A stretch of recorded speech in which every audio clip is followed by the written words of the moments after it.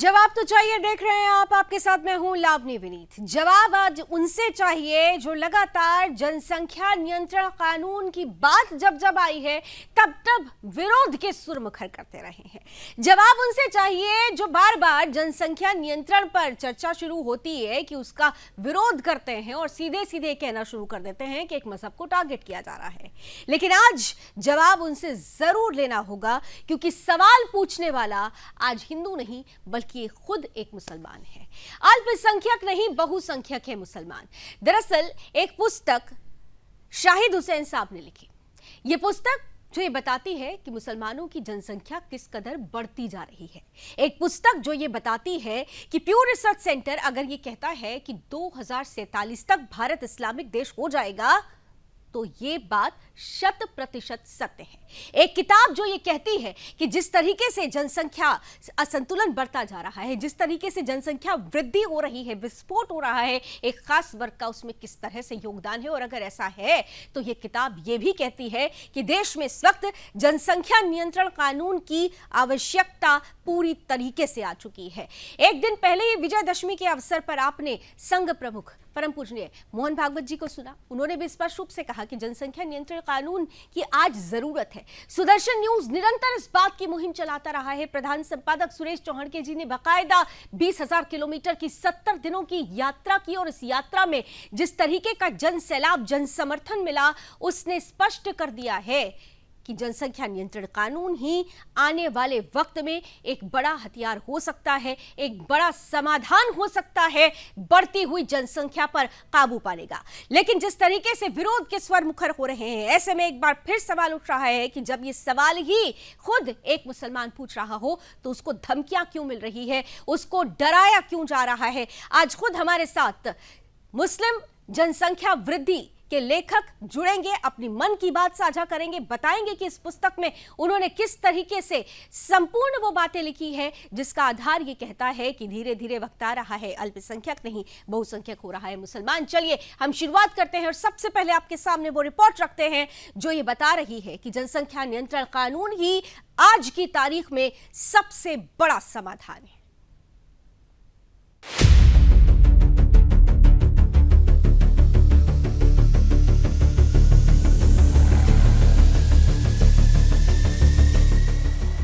Sudarshan news के प्रधान संपादक सुरेश चौहान जी जनसंख्या नियंत्रण कानून की मांग को लेकर निरंतर मुहिम चला रहे हैं। इसी कड़ी में उन्होंने 70 दिनों में 20,000 किलोमीटर की यात्रा भी की थी, जिसमें 300 से ज्यादा सांसद और 9 करोड़ लोगों ने जनसंख्या नियंत्रण कानून के समर्थन में हस्ताक्षर अभियान में हिस्सा भी लिया था। विस्फोट ऑलरेडी हो चुका है। 1 जनवरी को चीन में 40,000 बच्चे पैदा हुए। कितने और हिंदुस्तान में 70,000। इसको विस्फोट नहीं कहेंगे तो क्या कहेंगे? ये तो न्यूक्लियर ब्लास्ट से भी बड़ा है। हिंदुस्तान को कब्जा करने के लिए वो बॉम्ब डालने की जरूरत नहीं, बच्चा पैदा करने का बॉम्ब हिंदुस्तान को निगल रहा है, इसलिए विस्फोट हो चुका है। सुदर्शन की इस मुहिम का समर्थन देश के तमाम माननीय मंत्री, सांसद और विधायकों के साथ प्रधानमंत्री नरेंद्र मोदी भी कर चुके हैं, जिसके बाद यूपी के लेखक शाहिद हुसैन ने इस पर एक रिसर्च की और मुस्लिम जनसंख्या वृद्धि पर पुस्तक लिखी। पुस्तक में मुस्लिम जनसंख्या वृद्धि आंकड़े सरकारी आंकड़ों पर आधारित है, जो आने वाले खतरे की ओर संकेत कर रहा है। आंकड़ों के अनुसार अगर जनसंख्या वृद्धि कानून लागू नहीं किया गया तो 1947 फिर से दोहराया जाएगा, या फिर से स्थिति इससे भी खराब हो जाएगी। जब शाहिद हुसैन ने बढ़ती मुस्लिम जनसंख्या पर पुस्तक लिखी तो इसके बाद उन्हें धमकियां मिलने लगी। सवाल उठता है कि आखिर जनसंख्या नियंत्रण कानून से विपक्ष को समस्या क्यों है? बढ़ती हुई जनसंख्या के कारण बदलती हुई डेमोग्राफी भारतवर्ष के अस्तित्व के लिए ही खतरा बनती जा रही है। जहां ये जनसंख्या के मामले अधिक मात्रा में पाए जाते हैं, वहां ये शांति का स्वास्थ्य खराब कर देते हैं। इनकी बढ़ती हुई जनसंख्या न सिर्फ सभ्य समाज बल्कि संपूर्ण राष्ट्र को खतरे में डाल देती है। जैसे जैसे इनकी जनसंख्या बढ़ती जाती है, उस क्षेत्र से बाकी समुदाय का पतन शुरू हो जाता है। पहले कहेंगे गली हमारी, फिर मोहल्ला हमारा है, क्षेत्र हमारा है और फिर जिला हमारा है। उसके बाद वहाँ वही होता है जो 1947 में हुआ, कश्मीरी हिंदुओं के साथ हुआ, जो कैराना में हुआ, भारत में ये स्थिति दोबारा पैदा ना हो, इसके लिए जरूरी है कि जनसंख्या नियंत्रण कानून जल्द से जल्द लागू किया जाए। हमारा देश 50 वर्षों के बाद कितने लोगों को खिला सकता है?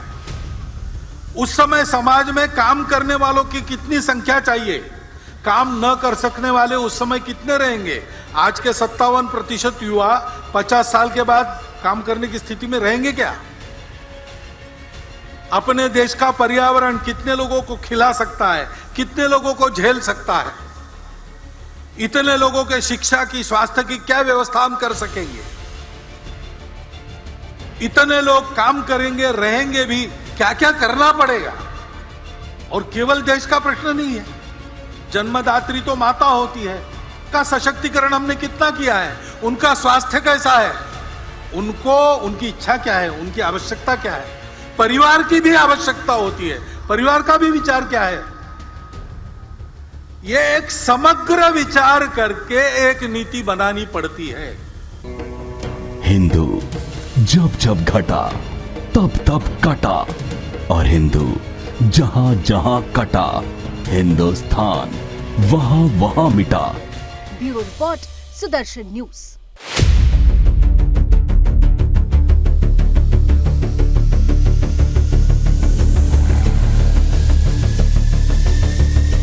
तो इतिहास इस बात का साक्षी है कि हिंदुओं की आबादी जहां जहां घटी है और जहां जहां मुसलमानों की आबादी बढ़ी है, देश पर खतरा हुआ है, देश टूटा है, विघटित हुआ है और कई प्रकार की समस्याएं उत्पन्न हुई हैं। और ऐसा अब केवल एक हिंदू ही नहीं कह रहा, बल्कि खुद मुसलमान लेखक अगर ये बात तथ्यों और तर्कों के साथ सामने रख रहे हैं, तो कुछ लोग ऐसे हैं जिनको ये नागवार गुजरा और उन्हें सीधे सीधे धमकी दी जाने लगी। हम उनके साथ जुड़ेंगे, बातें करेंगे, इस पुस्तक से जुड़ी हुई तमाम वो आधार आपके सामने रखेंगे, लेकिन उससे पहले आज के वो प्रश्न जो सवालों के रूप में, प्रश्नों के रूप में जवाब ढूंढने की कोशिश करेंगे। प्रश्न देखते हैं। आज पूरे कार्यक्रम के दौरान हम पूछेंगे कि जनसंख्या नियंत्रण कानून से आखिर विरोधियों को, विपक्षियों को समस्या क्या है? क्या गजवाए हिंद में बाधक नजर आता है जनसंख्या नियंत्रण कानून? क्या 2005 तक भारत में दुनिया के मुसलमानों की सबसे ज्यादा आबादी हो जाएगी? जनसंख्या नियंत्रण कानून से आखिर इतना हो हल्ला क्यों? और जनसंख्या विस्फोट भारतवर्ष के अस्तित्व पर आखिर खतरा क्यों? इन तमाम सवालों के इर्द गिर्द ये चर्चा घूमेगी। और चलिए इसी के साथ आज के अतिथियों से अब आपका परिचय कराती हूं। हमारे साथ खुद इस वक्त मुस्लिम जनसंख्या वृद्धि इस पुस्तक के लेखक जुड़ चुके हैं। शाहिद हुसैन साहब हमारे साथ जुड़ रहे हैं। शाहिद जी, बहुत बहुत स्वागत है। और साथ ही साथ हमारे साथ जुड़े हुए हैं सुदर्शन न्यूज के रेजिडेंट एडिटर मुकेश कुमार जी। मुकेश जी, आपका भी बहुत बहुत स्वागत। और संदीप त्रिपाठी जी कांग्रेस का पक्ष रखने के लिए हमारे साथ जुड़ चुके हैं। संदीप जी, आपका भी बहुत बहुत स्वागत। सबसे पहले शाहिद साहब, आपके साथ ही शुरुआत करती हूँ। जानना चाहूंगी कि इस पुस्तक में वो महत्वपूर्ण तथ्य क्या है और आपने किस आधार पर यह तथ्य सामने रखा कि मुस्लिम आबादी निरंतर बढ़ रही है? अखंड भारत से पूर्व 1891 जनसंख्या एक ऐसी जनसंख्या थी जो सबसे ज्यादा महत्वपूर्ण मानी जाए। हालांकि जनसंख्या 1870 और 1880 में भी स्टार्ट हो चुकी थी, लेकिन 1891 में जाति और धर्म का दोनों का उल्लेख इस जनगणना में किया जाता था। मैंने जनपद मुजफ्फरनगर को विशेष केंद्रित रखकर ये जनगणना के आंकड़ों को इकट्ठा किया। मैं ज्यादा इस तरह से प्रभावित हुआ वाईएच कुरैशी की किताब मुस्लिम पॉपुलेशन की ग्रोथ में। उन्होंने कहा था कि 1000 साल तक भी मुसलमान कभी बराबर नहीं हो सकता, क्योंकि उन्होंने तुलनात्मक अध्ययन किया था हिसार, लुधियाना, जालंधर, जहां से मुसलमान 1947 में मारा जा चुका। अगर किसी जाति या धर्म का तुलनात्मक अध्ययन किया जाए तो उसकी आबादी जैसे मान लो मुजफ्फरनगर, सहारनपुर, मेरठ, मुजफ्फरनगर, बिजनौर, मुरादाबाद, रामपुर, बरेली, शाहजहांपुर, बदायूं, उस क्षेत्र पे जहां कोई आबादी दोनों लगभग 30 और 70 के रेशो में होगी। अब से 100 साल पहले मुजफ्फरनगर की आबादी लगभग 7 लाख थी। 7 लाख में 2 लाख मुस्लिम थे, 5 लाख हिंदू थे। आज ये आबादी ठीक इसके विपरीत परिवर्तित हो चुकी, लगभग 50-50%। यानी लगभग संयुक्त मुजफ्फरनगर यानी शामली जब तक जिला नहीं बना था तब तक इसकी आबादी लगभग 49 लाख, जिसमें संभवतः 28 लाख के करीब आज की तारीख में मुस्लिम। इस मुस्लिम जनसंख्या ग्रोथ के पीछे जो मैंने इकट्ठी की, क्योंकि 1940 के बाद जाति और धर्म आधारित जनगणना नहीं हुई, मैंने इसे संकलित किया मतदाता सूची, विधानसभा, लोकसभा और ग्राम प्रधान की सूची से।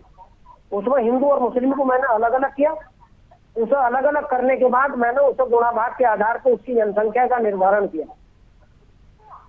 इस हिसाब से मैंने जनपद मुजफ्फरनगर के लगभग 613 गाँव, यानी पूरे जनपद में 613 गाँव नगरीय क्षेत्र को छोड़ के ऐसा कोई भी गांव नहीं है जिसमें मुसलमान की आबादी 10 गुने से कम बढ़ी हो, हिंदू की आबादी 3 गुने से कम बढ़ी। ये मौलिक अंतर है जनसंख्या वृद्धि। जनपद मुजफ्फरनगर, सहारनपुर, बिजनौर, अभी जो नई किताब या संकलन कर रहा मैं इसी आधार पर कर रहा, जनसंख्या विस्फोट है। यही जनसंख्या इसने तो माल्थस के सिद्धांत को भी क्रॉस कर दिया, क्योंकि ये जनसंख्या बढ़ती बढ़ती की सीमा पर जाकर रोकेगी। एक दिन हमारे पास साधन नहीं होंगे, साधन बहुत सीमित है, आर्थिक अभिमान्य भागवत जी ने परसों कहा, वो बात सही बात कोई भी कहे। तो ये एक ऐसी समस्या विशेष रूप से कांग्रेस की पैदा हुई एक ऐसी समस्या जो 1970 में कांग्रेस ने सरकार थी, राज्य और केंद्र में दोनों में, उन्होंने एक नारा दिया था, सर छोटा परिवार सुखी परिवार, 2 बच्चे नहीं अच्छे, आदि करके 1970 में ये जनसंख्या नियंत्रण की योजनाएं मतलब भारत और राज्य सरकारें लाई। उसका दुष्प्रभाव ये हुआ कि हिंदुओं ने तो स्वयं ही उस योजना को स्वीकार कर लिया, मुस्लिम ने अपने ऊपर उस योजनाओं को लागू नहीं होने दिया। जिस किताब की आप बात कर रहे हैं, इसमें मैंने लगभग 50 गांव का पूर्ण विश्लेषण किया और सामान्यतः हर गांव का मैंने इसमें अध्ययन किया जी। हर गांव की आबादी का रेशो लगभग 10 गुना और 3 गुना पर आधारित है। यानी आप ये कह रहे हैं कि आपने जो रिसर्च की है उसके अनुसार 10%, मतलब आप प्रतिशत में अगर देखें तो मुस्लिमों की जो प्रजनन दर है वो निरंतर ज्यादा रही बनस्पत हिंदुओं की। ठीक है, मैं आपके साथ आती रहूंगी। आपके इसी पॉइंट को जरा आगे बढ़ाते हैं। मुकेश जी, आपने सुना, हमने पूरा विस्तार से शाहिद जी ने अपना वो आधार भी बताया, हालांकि उन्होंने अभी जो रिसर्च की है, क्योंकि उत्तर प्रदेश देखें तो भारत में एक ऐसा राज्य जो आबादी के लिहाज से सबसे बड़ा है, उन्होंने एक जगह की बात की, एक सेक्टर की बात की, लेकिन अगर हम पूरे देश को अगर ऑल इन ऑल मिलाकर देखें तो कमोवेश ऐसी स्थिति हर जगह हो रही है अगर रिसर्च प्रॉपरली होती है। और उन आंकड़ों के आधार पर जिनको आधार बनाकर शाहिद हुसैन ये पुस्तक लिख रहे हैं, अगर उन आंकड़ों को आधार बनाया जाए तो ऐसी ही परिस्थिति दूसरे राज्यों में और पूरे देश में नजर आने लगेगी। बिल्कुल लावनी, देखिए शाहिद जी ने बहुत ही अच्छा स्टडी किया है और मैं इनको मतलब सैल्यूट करता हूँ। उन्होंने इतनी अच्छी स्टडी और ग्राउंड लेवल पे जाकर के इन्होंने स्टडी की है, रिसर्च किया है, उसके आधार के जो इनके निष्कर्ष है मैं बिल्कुल सहमत हूँ इससे। देखिए अगर इस निष्कर्ष को जाए तो इन्होंने क्या कहा, 7:3 यानी 70% और 30% का फर्क है, यानी 7 जो मुस्लिम की संख्या बढ़ती, आबादी की बढ़ती है, तो 10 में से 7 जो है मुस्लिम है और 3 जो है हिंदू आबादी बढ़ रही है। यानी जनसंख्या का जो विस्फोट है वो मुस्लिम में ज्यादा हो रहा है, या यूं कहें कि मुस्लिम आबादी ही जो है उसके कारण जनसंख्या विस्फोट हो रहा है। और इन्होंने हालांकि एक बहुत ही छोटे से क्षेत्र का एक लिया है, 50 गांवों का अगर इन्होंने लिया है, तो मैं मानता हूं कि कमोबेश ऐसी स्थिति सभी जगह होगी, क्योंकि आप जो है चावल पका है या नहीं पका है, एक चावल के दाने को उठा करके आप डिसीजन करते हैं कि भाई पूरा चावल पक गया है। तो कमोबेश जो स्थिति इन्होंने वहां पर अपने पश्चिमी उत्तर प्रदेश के जिन गाँवों में जाकर के इन्होंने रिसर्च किया है, कमोबेश वही स्थिति बाकी भारत में भी है और ये एक अलार्मिंग सिचुएशन है।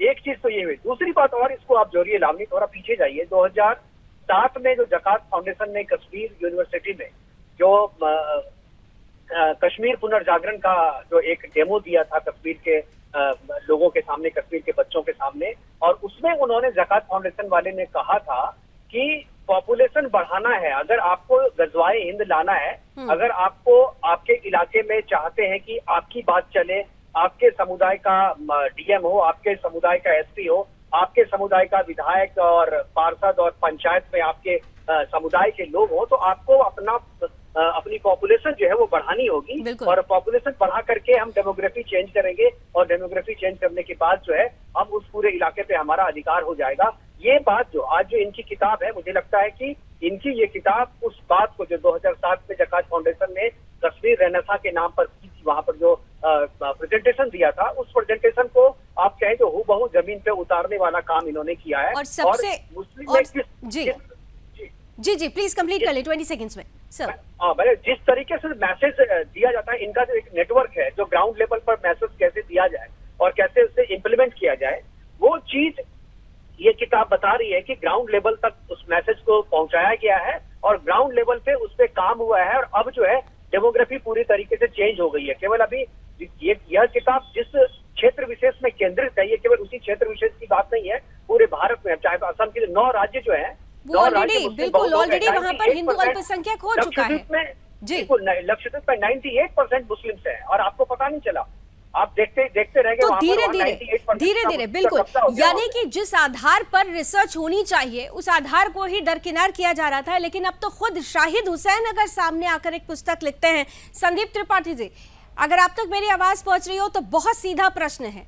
अभी तक जनसंख्या नियंत्रण कानून की बात जब होती थी तो आप तब लोगों की तरफ से कहा जाता था कि एक विशेष वर्ग को टारगेट किया जा रहा है, लेकिन उसी वर्ग का एक सदस्य ये कह रहा है कि मुसलमानों की जनसंख्या बढ़ी है और अगर इस तरीके से जनसंख्या बढ़ती रही तो देश के लिए यह खतरा है, इसलिए जनसंख्या नियंत्रण कानून की जरूरत है।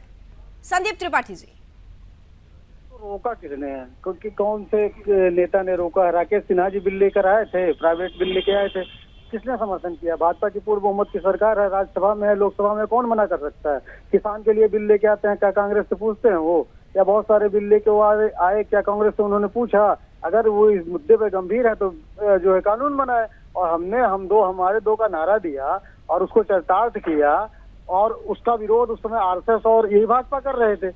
हम तो जनसंख्या नियंत्रण के पक्ष में हैं, लेकिन उस पर सिर्फ बातें ना हो ना, उस पर काम होना चाहिए। नहीं, आपने हम दो हमारे दो का नारा दिया, आपने आपके नारे को, आपकी बातों को एक सर्टेन वर्ग ने स्वीकार कर लिया, लेकिन दूसरा जो आपका वोट बैंक है उसने स्वीकार नहीं किया, आपने उसका विरोध भी नहीं किया। आज हिंदू हृदय सम्राट की सरकार है, दूसरे वर्ग को भी करा दें भाई, एक को छोड़ के दूसरे का जबरदस्ती नसबंदी करवा दें। किसने पकड़ रखा है? करिए तो सही कुछ। मतलब अगर जनसंख्या नियंत्रण कानून की जब बात आएगी तो आप समर्थन करेंगे? बिल्कुल, हमारी नीति रही है, लेकिन नियत कितनी रही है ये भी दिखा है। नीति तो रही है, लेकिन नियत क्या थी ये भी दिखा है। संदीप जी, वो आप यहाँ बैठ के डिसाइड नहीं कर पाएंगे। ठीक है, शाहिद हुसैन जी की तरफ जरा चलते हैं, फिर मुकेश जी मैं आप ही के पास आ रही हूँ। देखिए शाहिद साहब, आपने ये कहा अभी थोड़ी देर पहले, जब आपकी पुस्तक का पूरा आधार जब हम आपसे सुन रहे थे तो आपने बोला कि एक पार्टी विशेष ने अपने फायदे के लिए परिस्थितियों को बिल्कुल अलग थलग कर दिया। आज की तारीख में जिस तरीके से मुसलमानों की वृद्धि बढ़ रही है, क्या आप ये मानते हैं कि जनसंख्या नियंत्रण कानून ही इसका समाधान है और इस पर कोई राजनीति नहीं है? कांग्रेस की नीति ये बहुत पुरानी। मैं आपको 1986 के भागलपुर के दंगे की याद दिलाता हूँ। मुसलमानों को खुश करने के लिए वहाँ द्विवेदी और मनोज झा डीएम और एसपी थे, उन दिनों एसएसपी नहीं होते थे। विदिन नाइट जब उसका बदला गया एसपी भागलपुर को, तो जब वहाँ ये मांग उठी हमारा तो जीवन ही दुबारा हो जाएगा। बहुत है जो हमारे मित्र त्रिपाठी की, वो नकदी ऐसे रहे जैसे बिहार के हम, उन्हें विदिन नाइट ही वहाँ अपॉइंट किया गया था। सिर्फ मुसलमानों को खुश करना इनकी नीति का एक हिस्सा रहा। यही कारण है बंगाल में मुर्शिदाबाद, नादिया, आपका अरे भाई 8 साल से मोदी जी की सरकार है, इतना अगर आपको मुसलमानों से दिक्कत है तो आप जाइए उनके पास। 8 साल से कर क्या रहे हैं भाई? अरे कब तक रोएंगे भाई? बच्चा पैदा करने की क्षमता नहीं है किसी पार्टी में। खुद तो आरएसएस के कितने सनातन धर्म का नुकसान आरएसएस से ज्यादा कौन करेगा? कहां आरएसएस और कहां बीजेपी पहुंच गए? शाहिद हुसैन जी की आवाज आप सुन रहे थे, आप क्योंकि फोन पर हैं शायद आप देख नहीं पा रहे। भारतीय जनता पार्टी का तो कोई सदस्य है ही नहीं और ना ही आरएसएस से कोई सदस्य है। ये बोलने वाले जो आपके सामने अभी तथ्य और साक्ष्य रख रहे हैं वो खुद शाहिद हुसैन है। मुस्लिम जनसंख्या वृद्धि पर उन्होंने पुस्तक लिखी है, आपके सामने वो उदाहरण रख रहे हैं। और कहां आप आरएसएस पर पहुंच गए और कहां आप भारतीय जनता पार्टी पर पहुंच गए? हमने एक सीधी सी बात कही कि एक प्राइवेट बिल आया था, मौजूदा सरकार अगर उस चीज को चाहती तो उस चीज को लागू कर सकती थी। अगर लागू नहीं किया है तो उसके लिए कांग्रेस दोषी है क्या? दूसरी बात, अब सुन लीजिए, एक बात और मैं रख देता हूँ उसके बाद, मुकेश जी बड़ी विनम्रता के साथ एक बात और मैं रख दूँ, उसके बाद आप बोलिए। ठीक है 20 सेकंड दे देते हैं संदीप जी को, पूरी कर लीजिए बात अपनी। संदीप जी जल्दी से। देखिए, अगर आप किसी चीज के लिए गंभीर हैं उस पर काम करिए, उस पर राजनीति मत करिए। अगर रही बात, अगर आप ये कह रहे हैं कि आरएसएस अगर कांग्रेस ने नुकसान किया हिंदुओं की आबादी कम करके। तो ये बताइए, आरएसएस जो स्वयं सेवक ले जाती है, जिनकी शादी नहीं होती है, अगर वो 2 बच्चे पैदा करते हैं और कहते हैं कि हमारे यहाँ 10 करोड़ स्वयं सेवक हैं, अब मैं कह रहा हूँ 50 लाख है, तो 50 लाख परिवार किसने खाया? हिंदुओं का। आप बताइए, तो आरएसएस हिंदू विरोधी हुई कि नहीं हुई? मुकेश जी, आपके लॉजिक के हिसाब से मुकेश जी, धर्म के खिलाफ में हुई कि नहीं हुई? इस पे अगर चर्चा करेंगे तो आप संदीप जी आ जाइए, बहुत विस्तार से बताना पड़ेगा। इस आधे घंटे के डिबेट में आपको समझा आप नहीं पाएंगे, क्योंकि ये विचारधारा का मामला है और आपकी विचारधारा हमारी विचारधारा अलग अलग है। तो इस पर ही टेक्निकल पॉइंट पे बात करें। आपने कहा कि राज्यसभा, मैं बता रहा हूँ, आपने कहा कि राज्यसभा में प्राइवेट मेंबरशिप बिल आया था, तो किसने रोका है? किसने रोका आप बताइए? प्राइवेट मेंबरशिप जब पास नहीं हुआ, किसने पास नहीं होने दिया? कांग्रेस नहीं पास नहीं पास नहीं पास। अब सुनिए तो, अब आप सुन तो लीजिए। आपने तो बात राज्यसभा में कोई बिल क्यों लाया जाता है, पहले आपको ये पता होगा, मेरे ख्याल से पढ़े लिखे आप प्रवक्ता हैं। राज्यसभा में पहले बिल इसलिए इंट्रोड्यूस किया जाता है क्योंकि अगर राज्यसभा में बिल पास हो गया तो वो फिर सेशन चाहे खत्म हो, सरकार रहे चाहे नहीं रहे, बिल डेड नहीं होता। इसीलिए राज्यसभा में पहले इंट्रोड्यूस किया गया था उसे, लेकिन राज्यसभा में आप लोगों ने उसको पास नहीं होने दिया। और यहाँ आप कह रहे हैं कि आप बिल लाइए, और आप सुनिए तो पूरी बात सुन लीजिए ना, मैं आपका जवाब दे रहा हूँ। आपने कहा कि राज्यसभा में किसने रोका है? अरे इंटेंशन था, ठीक है, प्राइवेट मेंबर बिल था, वो बीजेपी के सांसद थे राकेश सिन्हा जी, इससे पहले भी प्राइवेट मेंबर जो है बिल आया हुआ है, लेकिन आप लोगों ने पास नहीं होने दिया। पहली बात। दूसरी बात, जो बिल दोनों हाउस में पास होकर के कानून बन जाता है, उसके खिलाफ कांग्रेस शासित राज्यों में आप विधानसभा में बिल बना करके पास करा देते हैं कि ये कानून हमारे यहाँ लागू नहीं होगा। कृषि बिल के साथ यही हुआ। कृषि बिल तो बाद में सरकार ने वापस दिया, लेकिन उसके लागू होने के बाद जो है तत्काल केरला में और आपके जो राजस्थान में आप लोगों ने से लोकसभा में क्या दिया कि नहीं पास होगा, ये हम अपने यहाँ लागू नहीं करेंगे। यही चीज है दूसरी जगह तो अपने यहाँ लागू भी नहीं करेंगे। और मुकेश जी इसके अलावा हम सीधे कानून हम पास करवा देंगे। बिल्कुल। और इसके अलावा विरोध जिस तरीके से होता है, ये कहा जाता है कि एक विशेष वर्ग को टारगेट किया जा रहा है। क्योंकि आप दोनों फोन लाइन पर हैं और मैं चाहूंगी एक एक करके आप जवाब दें, लेकिन शाहिद साहब हमारे साथ ज्यादा जुड़े हुए हैं और शाहिद जी को आज मुझे लगता है हमें ज्यादा सुनना चाहिए, क्योंकि शाहिद जी जो आधार लेकर आए हैं वो काफी महत्वपूर्ण है। हमारे साथ इस वक्त मेहताब उस्मानी साहब भी जुड़ चुके हैं, मुस्लिम स्कॉलर हैं। बहुत बहुत स्वागत है मेहताब साहब, आपके पास मैं आ रही हूँ, लेकिन उससे पहले एक सवाल जरा जल्दी से शाहिद साहब आपके पास लेकर आ रही हूँ। जब आपने ये पुस्तक लिखी तो आपको इस पुस्तक का विरोध शुरू हुआ कि आपको किसी तरीके की धमकी मिली कि इस तरीके की बातों को सामने नहीं रखना है?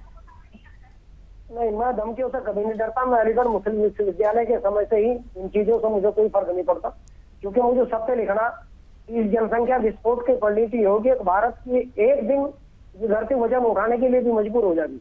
मैं कृषि से जुड़ा हुआ आदमी, मैंने ये देखा कि सपोज हमने 50 लाख टन चीनी का उत्पादन किया, खपत 55 लाख बढ़ गई। 55 का अगले साल किया, मेहनत करने के बाद किसान और सरकारी योजनाओं से तो खपत 65 लाख की बढ़ गई। 65 लाख का उत्पादन किया तो खपत 77 लाख। इसका कोई अंत नहीं है जनसंख्या वृद्धि का, क्योंकि जनसंख्या वृद्धि जैसे जैसे होगी, साधन सीमित, चाहे औद्योगिक क्षेत्र यानी जनसंख्या वृद्धि होगी, साधन सीमित है, परेशानियां होंगी, और जनसंख्या वृद्धि के लिए एक विशेष वर्ग इसके लिए जिम्मेदार हो रहा है, क्योंकि वो उस चीज को समझ नहीं रहा है। क्योंकि आपने कानून की बात की, कानून यहाँ पे किसका चलता है, किस किताब से पढ़कर वो कानून चलता है, ये आप भी बोल रहे थे, आप इनडायरेक्टली बोल रहे थे, लेकिन डायरेक्टली सब कुछ सामने है ही है। हमारे साथ मेहताब उस्मानी साहब जुड़े हुए हैं। मेहताब साहब, शाहिद हुसैन साहब ने एक पुस्तक लिखी है जनसंख्या वृद्धि पर, और साफ साफ जनसंख्या मुस्लिम वृद्धि, इसको लेकर वो किताब इस बात की ओर संकेत करती है कि निरंतर मुसलमानों की जनसंख्या बढ़ रही है। हिंदुओं की तुलना में जनसंख्या का जो दर है वो मुसलमानों में ज्यादा है, और अगर ऐसी परिस्थिति है तो फिर जनसंख्या नियंत्रण कानून हो जाना चाहिए। लेकिन फिर भी जब ये पुस्तक उन्होंने लिखी तो आप ही के वर्ग से आते हैं और उनको अपने ही लोगों से अब धमकियां मिल रही हैं, डराया जा रहा है कि भाई ऐसी पुस्तक नहीं लिखनी चाहिए, गलत है। जी देखिए मैडम, देश में बेरोजगारी इतनी है कि चंद पैसों के लिए कोई कुछ भी लिख सकता है। ये पढ़े लिखे बेरोजगार है बेचारे, कुछ मिल तो नहीं रहा, कुछ पैसा कोई दे देता है तो इस तरीके की किताबें लिख देते हैं। पता इनको भी है गलत है, लेकिन जब पैसा लिया हुआ है तो कैसे मना कर दें उस चीज को। भाई ये बेरोजगार लोग हैं, इनके पास काम तो है नहीं कुछ, इस तरीके एक की, इनको लेखक भी पता है ये बेरोजगार चीजें है। गलत है। एक लेखक बिल्कुल जो कि बेरोजगार- जमीन पर बिल्कुल उतरकर बेरोजगार रिसर्च है। करके शोध लेखक- करके अपनी इनको मेहनत लेखक से नहीं अगर कोई कहेंगे। चीज सामने लाता है तो वो बेरोजगार पहले है। मैडम सुन लीजिए, इनको लेखक इनको नहीं कहेंगे आप। हाँ, इनको लेखक कैसे, इन्होंने कितनी किताबें लिखी हैं बताइए जरा। आपको मुस्लिम विद्वान जरूर कौन सी कहेंगे, किताबें लिखी आपको है? मुस्लिम स्कॉलर जरूर कहेंगे, क्योंकि एक किसने- पुस्तक लेकर मैंने- एक व्यक्ति यहाँ सामने बैठा हुआ है जो अपने तथ्यों और तर्कों पर मैंने- बात कर रहा है, और अरे, आपने पहली आज- लाइन में कुतर्क प्रस्तुत अगर कर दिया, और आपको मुस्लिम ऐसी स्कॉलर कहा किताब- जाए, और एक व्यक्ति ऐसी जो लेखक किताब है जो लिखवाने तथ्यों और के- तर्कों के साथ है ऐसी- उसको बेरोजगार मैडम, कहा जाए। ऐसी किताब लिखवाने के लिए ऐसे लोगों को ढूंढा शाहिद जाता है हुसैन जो साहब पढ़े जवाब लिखे देना बेरोजगार चाहेंगे होते आपकी हैं। बात का। शाहिद साहब और मेहताब बिल्कुल। उस्मानी साहब को आमने सामने लेकर आइए। मैं जवाब दे रहा। जी। 2013 का दंगे का मैं साक्षी हूँ, जहाँ अरबों रुपया इन्होंने बाहर से कमाया था। इस प्रकार की मानसिकता के लोग अलावा दूसरे से पैसा ले लिया, पैसा लेंगे, क्योंकि खुद लिखना आता ना, वो पद्धति अरे, अगर सीख ले। नहीं साहब, हम आपकी बात का बुरा नहीं माने, पढ़े लिखे बेरोजगार हो, आप पढ़े लिखे बेरोजगार हो तो आप कुछ भी कर सकते हो भाई। आपको किताब का आया लिखना तो आपने लिख डाला। आपने इससे पहले कितनी किताबें लिखी हैं? कितनी किताबें लिखी हैं आपने इससे पहले? अरे विद्वान कुछ लिखा है? पीएचडी की थी, मैंने लिखा था। कितनी पीएचडी की थी आपने? तभी तो कह रहा हूँ पढ़े लिखे बेरोजगार हो आप, तभी तो कह रहा हूँ पढ़े लिखे बेरोजगार हो, वरना कभी भी इस तरीके की जिससे किसी मेहताब धर्म उस्मानी साहब, जिससे किसी मेहताब धर्म उस्मानी को साहब। आहत होती हो, वो टॉपिक आप कभी भी किताब मेहताब में नहीं उस्मानी लिखोगे। साहब, आप तो पढ़े लिखे विद्वान हैं ना, तो चलिए बता दीजिए कि मुसलमानों की आबादी आजादी से लेकर अब तक कितनी बढ़ गई है यहाँ पर, और हिंदुओं की आबादी कितनी बढ़ गई है पाकिस्तान में, ये बता दीजिए। आप तो पढ़े लिखे विद्वान है ना, बता दीजिए। दोनों अल्पसंख्यक मानते हैं आप हिंदुस्तान में मुसलमान अल्पसंख्यक, पाकिस्तान में हिंदू अल्पसंख्यक, बता दीजिए। आप पढ़े लिखे विद्वान हैं। आप मुझे पाकिस्तान और बांग्लादेश की मत पूछो, मैं अरे भाई, हिंदुस्तान आप की पढ़े लिखे बताऊं। विद्वान हैं, अगर आंकड़ों पर पूछ लिया मैंने आपसे सवाल किया, सिर्फ आंकड़े बताइए ना। आप सुनने के तैयार नहीं हाँ, ना। सुन रही हूँ, बोलिए अगर सुन रही हिंदुओं हूँ। की 100 गुना बढ़ी है तो मुस्लिमों की 2 गुना बढ़ी है। सिंपल सी आंकड़ा है। अरे आप 100 करोड़ हो गए, हम 20 करोड़ भी नहीं हो पाए, कैसे बढ़ गई इतनी आबादी? बड़ी तो हिंदू होगी ना ज्यादा देश में।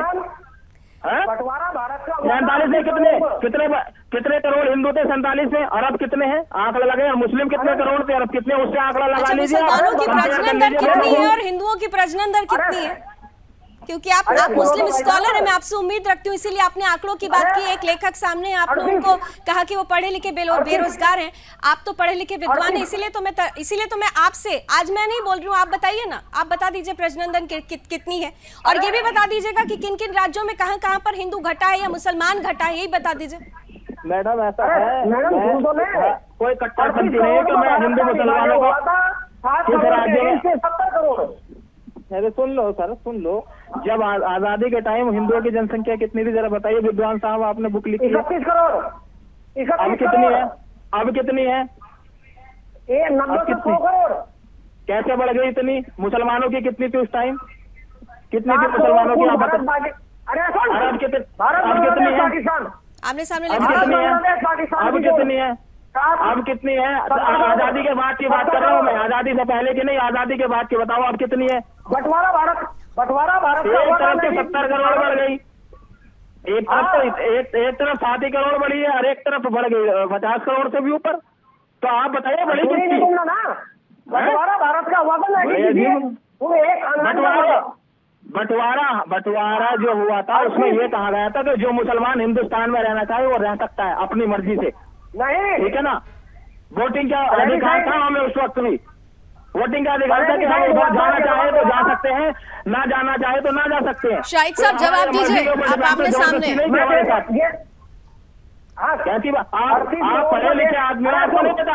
आपको तो भाई चॉइस है, हमें चॉइस दी गई थी कि आप पाकिस्तान जाना चाहते हो जाओ, वरना हिंदुस्तान में आपको मोस्ट वेलकम है। तो हम हिंदुस्तान में रहे जहाँ के पैदा हुए थे, हम क्यों जाते पाकिस्तान?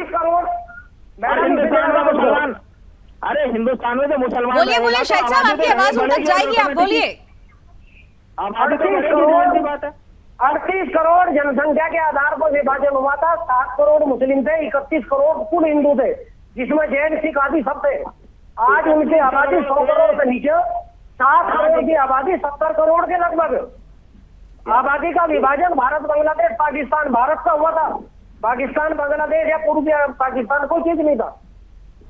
आज उसकी आबादी आबादी देखिए, आबादी ठीक है, आबादी बढ़ी है और आबादी बढ़ी है तो कई तरीके की ऐसी विकट परिस्थिति भी यहाँ बढ़ी है। यहाँ पर मुकेश जी अब आपको जरा लाना चाहूंगी, क्योंकि देखिए तर्कों और आंकड़ों की बात थी इसलिए मैंने एक दूसरे को आमने सामने कर दिया। शाहिद जी और मेहताब जी ने अपनी अपनी बातें रखी, लेकिन जो बैकग्राउंड है वो स्पष्ट रूप से बता रहा है। अगर प्यू research centre, US based research centre की तरफ से ये कहा जाता है कि 2047 तक भारत में मुसलमानों की आबादी सबसे ज्यादा होगी और इस्लामिक देश की तरफ भारत बढ़ता जाएगा, तो ये रिपोर्ट भी कहीं ना कहीं से उस बात पर मुहर लगाती है। जो बातें हम कहते आए हैं, आज शाहिद हुसैन की किताब कह रही है, पहले प्यू रिसर्च सेंटर की वो रिपोर्ट भी कह चुकी है। बावजूद इसके इस तरीके के जो कुतर्क किए जाते हैं, क्या डर लगता है? लावनी देखिए, भारत में मुसलमानों की आबादी पाकिस्तान से ज्यादा है, बांग्लादेश से ज्यादा है, और भारत में अगर 2011 की जनगणना के हिसाब से कहें, अगर 2021 की अगर रिपोर्ट आ गई तो मेरा पूरा यकीन है कि भारत में ऑलरेडी मुसलमानों की संख्या विश्व में सबसे ज्यादा है। अभी दूसरे नंबर पे हम लोग हैं, सबसे ज्यादा इंडोनेशिया में आबादी है, उसके बाद जो है भारत में है। तो ये जो विस्फोट हुआ है तो हम तो नंबर 1 पे हैं मुस्लिम आबादी में। और यहाँ पर जो ये जो चर्चा कर रहे हैं मेहताब उस्मानी जो कह रहे थे कौन बनेगा करोड़पति टाइप से क्वेश्चन पूछ रहे थे शाहिद से, मुझे लगता है कि चर्चा इस बात पे नहीं होनी चाहिए। चर्चा अगर आप सही में चाहते हैं कि मुसलमान के हितैषी हैं आप, और आपको लगता है कि नहीं मुसलमानों की आबादी नहीं बढ़ी है और मुसलमानों की आबादी अगर बढ़ी है तो वो किस उसके लिए जिम्मेदार कौन है, तो इस चर्चा इस पे होनी चाहिए ना। चर्चा आज हो रही है कि भाई नहीं बढ़ी है, बढ़ी तो है, वो तो आंकड़े सामने है, आप सामने में दिख रहे हैं। आप कैसे कह सकते हैं 10-10 गांव में अगर कोई 50 गांव में जाकर के ग्राउंड लेवल पे किया है और हमको और आपको साफ दिखता है ना, मार्केट में, बाजार में, गांव में मस्जिदें की संख्या बढ़ गई है। और अभी जो एक रिपोर्ट जो गृह मंत्रालय की जो एक रिपोर्ट आई थी सीमांचल के इलाके में किस तरीके से आबादी बढ़ी है और वहां पर डेमोग्राफी पूरा चेंज हो गया है, चिंता जताई गई गृह मंत्रालय की तरफ से। तो ये मसला केवल ये नहीं है कि मुसलमानों की आबादी बढ़ रही है, मुसलमानों की आबादी बढ़ा कौन रहा है और इसके पीछे इंटेंशन क्या है। आपकी और हमारी आबादी अगर बढ़ रही है तो हो सकता है कि हमें कुछ पता नहीं हो और किसी प्लानिंग में नहीं है तो हमारी आबादी बढ़ गई, लेकिन वो प्लानिंग के साथ आबादी बढ़ा रहे हैं। उनका इंटेंशन कि गजवाई हिंद लाना है और जनसंख्या बढ़ा करके देश पे नियंत्रण करना है, देश पे कब्जा करना है, इस इंटेंशन से करना है। और जिसकी आबादी बढ़ाई जा रही है उसको इस बात का इल्म नहीं है, उसको इस बात की जानकारी नहीं है कि हमें एक टूल की तरह इस्तेमाल किया जा रहा है। आज जो पसमंदा मुसलमानों की इसमें जो एक शाहिद साहब से मैं इस पे चाहूंगा वो थोड़ा अपडेट दे मुझे कि ये जो जनसंख्या मुसलमानों की बढ़ी है उसमें पसमंदा मुसलमानों की संख्या ज्यादा है या खान पठान जो अपने आपको फॉरवर्ड मुसलमान कहते हैं उनकी संख्या ज्यादा है। जहां तक मेरी जानकारी है कि पसमंदा मुसलमानों की संख्या बढ़ी है और पसमंदा मुसलमानों की संख्या जो बढ़ी है उसकी सबसे बड़ी वजह ये है कि उसमें और शिक्षा सबसे ज्यादा है, उसमें गरीबी सबसे ज्यादा है, उसमें कुपोषित बच्चे सबसे ज्यादा है, उसमें ड्रॉप आउट्स की संख्या जो 5वीं के बाद से आगे पढ़ाई नहीं कर पाते हैं, जो 10वीं के बाद से वहाँ की महिलाएं, वहाँ की जो फीमेल पॉपुलेशन है वो 90% से ज्यादा जो है वो अशिक्षा, अज्ञानता और अशिक्षा सबसे मेजर इसका फैक्टर माना जाएगा। उनको एक बॉम्ब की तरह इस्तेमाल किया जा रहा है, वो आबादी जो है उनको लग रहा है भाई, लेकिन उस बॉम्ब का इस्तेमाल जो है ये लोग जो कि बाहर से आकर के गजवाई हिंद को लीड कर रहे हैं वो इनका इस्तेमाल एक टूल की तरह, हथियार की तरह कर रहे हैं। उनको फिदाइन हमले में इस्तेमाल करते हैं, उनको आतंकवादी हमले में इस्तेमाल करते हैं, उनको नहीं पता, जिनको पढ़ाना है, जिनको शाहिद हुसैन साहब उसके लिए करते ही नहीं। आप इससे पूरी तरह से सहमत हैं? नहीं, मैं इसलिए सहमत नहीं क्योंकि इसके पीछे ना कोई पसमानदा ना कोई, सारे मुसलमानों की स्थिति में स्पष्ट कर दूं, लगभग 1960 में पाकिस्तान पूर्वी और पाकिस्तान की आबादी पश्चिम पाकिस्तान की, पूर्वी पाकिस्तान वर्तमान बांग्लादेश से 1 करोड़ के करीब कम थी। आज पाकिस्तान की आबादी करीब 24 करोड़ है, बांग्लादेश की आबादी करीब 18 करोड़ है। लगभग 5 लाख से ऊपर परिवार बांग्लादेश निर्यात या आयात भारत में निर्यात करता है। आबादी एक पक्षीय से नहीं बढ़ रही, आबादी चहुमुखी multi dimension study of the population growth, इसके करने की आवश्यकता, क्योंकि ये अकेली इसका एक पहलू नहीं है। बांग्लादेश की आबादी बिल्कुल घुसपैठ भी हो रही है, धर्मांतरण भी हो रहा है, सारे पहलू हैं, सारे पहलू हैं, निश्चित रूप से सारे पहलू। तो ऐसे में शाहिद साहब जनसंख्या नियंत्रण कानून बनना चाहिए फिर तो, जो परिस्थिति है उसे देखते हुए। जनसंख्या नियंत्रण कानून भी बहुत सिस्टमेटिक होना चाहिए। आप जिसके पास साधन नहीं है उसे बच्चा पैदा करने की अनुमति चीन की तरह नहीं होनी चाहिए। ये विषय वो नहीं है जो आप समझ रहे हैं, ये सामान्य वो कह देंगे हम हिस्सेदारी नहीं करते आपकी राजनीति में। मैं एक चीज यहाँ लावनी, एक चीज मैं और यहाँ क्लियर कर दूं, जब हमारे प्रधान संपादक सुरेश चौहान जी ने जब यहाँ पर रैली निकाली थी और एक यात्रा की थी जनसंख्या नियंत्रण कानून के लिए, तो उसमें जो लाइन क्या थी, हम दो हमारे दो तो सबके दो, लेकिन जिनके पास पहले से ही जिनके घर में आबादी है वो कहा, उनको कुछ नहीं, उनको बिल्कुल हक उनको नहीं होना चाहिए। और साहिद साहब बिल्कुल सही कह रहे हैं कि जिनको अपने बच्चे को पालने की संसाधन पालने का नहीं है, वो अपना पैदा ना करे, क्योंकि फिर वो स्टेट पे भार होंगे, फिर जो है वो आप पे और हम पे जो है वो बिल्कुल वो देश पर भार होंगे। लेकिन जब देश पर भार की बात आती है, सबसे महत्वपूर्ण हो जाता है देश की राजनीतिक पार्टियां इसको कितना समर्थन देती है। राजनीतिक पार्टियां वोट बैंक के लिहाज से देखती हैं, एक धन विशेष को, जैसे आपने कहा कि टूल भी बना दिया जाता है, सेलेक्टिव अप्रोच हो जाता है, परसेप्शन भी सेलेक्टिव हो जाता है, और इसीलिए जनसंख्या नियंत्रण कानून को लेकर अभी तक जो ठोस कदम उठाया जाना चाहिए वो नहीं उठाया जा सका है। हालांकि अभी अब अगले हफ्ते ही देख लीजिए, सुप्रीम कोर्ट में एक बार फिर से सरकार को, केंद्र सरकार को जवाब देना होगा, क्योंकि सुप्रीम कोर्ट ने स्पष्ट कर दिया था कि जनसंख्या नियंत्रण कानून की कितनी संभावनाएं हैं, इसे लेकर पूरी वो जानकारी विस्तृत रूप से दें। क्या होता है अगले हफ्ते, इस पर भी हमारी नजर बनी रहेगी। समय की कुछ सीमाएं हैं, लेकिन इतना जरूर है, इस सीमित समय में शाहिद हुसैन साहब ने जो बात हम तक पहुंचाने की कोशिश की है, बात निकली है तो दूर तलक जाएगी। और जनसंख्या नियंत्रण कानून, जनसंख्या विस्फोट जो एक विशेष वर्ग के द्वारा निरंतर हो रहा है, और एक उद्देश्य भारत को गजवाए हिंद बनाने का जो एक उद्देश्य उसके पीछे छुपा हुआ है, उस उद्देश्य की पूर्ति ना हो, हमारे देश का अस्तित्व, देश रहे, देश धर्म रहे, हिंदू और हिंदुत्व की गरिमा यहां पर बरकरार रहे, इसे देखते और समझते हुए अगर मुस्लिम जनसंख्या एक निश्चित उद्देश्य के साथ बढ़ रही है तो निश्चित रूप से जनसंख्या नियंत्रण कानून की आवश्यकता है, और सरकार इस दिशा में जरूर कोई ठोस कदम उठाएगी। इस उम्मीद के साथ आप सभी मेहमानों का, आप सभी अतिथियों का बहुत बहुत धन्यवाद हमारे साथ जुड़ने के लिए। आज बस इतना ही। देश और दुनिया की तमाम खबरों के लिए आप देखते रहिए सुदर्शन न्यूज। जय हिंद।